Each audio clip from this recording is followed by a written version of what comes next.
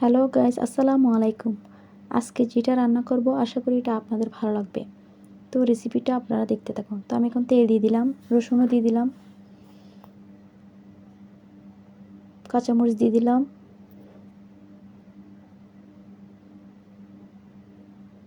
শুকনো মরিচও দিয়ে দিলাম। একটু নাড়াচাড়া করে নেব।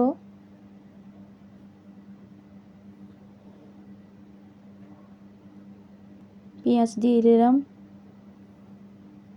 হলুদের গুঁড়ো দিয়ে দিলাম, মশলার গুঁড়ো দিয়ে দিলাম, হালকা একটু গরম মশলা দিয়ে দিলাম, লবণও দিয়ে দিলাম। একটু নাড়াচাড়া করে নেব।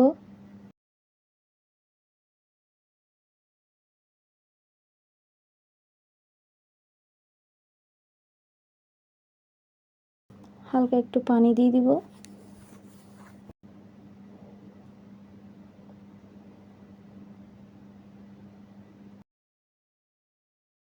তা আমি পাত্র শাকগুলো দিয়ে দিলাম, ঢেকে দেব। তো আমার রান্না শেষ। আমার রেসিপিটা ভালো লেগে থাকলে লাইক, কমেন্ট, শেয়ার করতে ভুলবেন না। আল্লাহ হাফেজ।